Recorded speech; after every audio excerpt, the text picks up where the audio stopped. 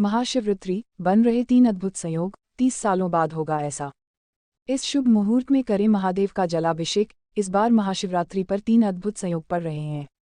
पहला शनिवार होने के कारण शनि प्रदोष का योग बन रहा है, तो इसी दिन स्वार्थ सिद्धि योग भी पड़ रहा है।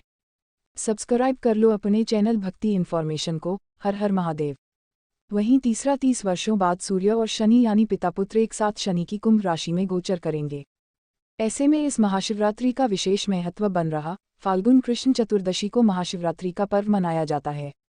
मान्यता है कि इस दिन व्रत रहकर 4 पहर भगवान शिव की पूजा करने से धर्म, अर्थ, काम और मोक्ष की प्राप्ति होती है। जो मनुष्य वर्ष भर कोई उपवास नहीं कर पाता, उसे केवल शिवरात्रि का व्रत करने से वर्ष भर के व्रत का पुण्य प्राप्त हो जाता है।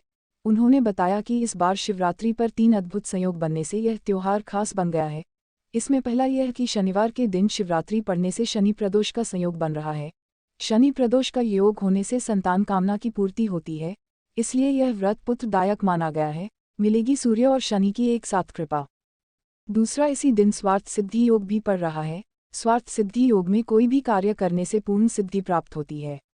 वहीं तीसरा, इस बार 30 वर्षों बाद सूर्य और शनि यानी पिता पुत्र कुंभ राशि में गोचर कर रहे हैं, इसलिए इस बार व्रतियों को सूर्य और शनि की एक साथ कृपा प्राप्त होगी।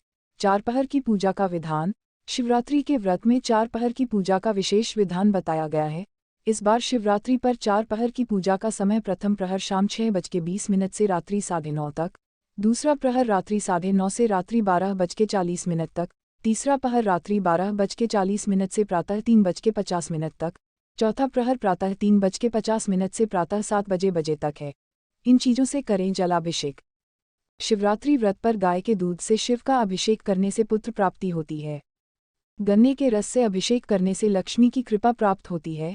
शिवरात्रि के दिन भगवान शिव की विशेष पूजा करने से कालसर्प दोष से भी मुक्ति प्राप्त होती है। रात्रि 8 बजे से होगा शिव का जलाभिषेक।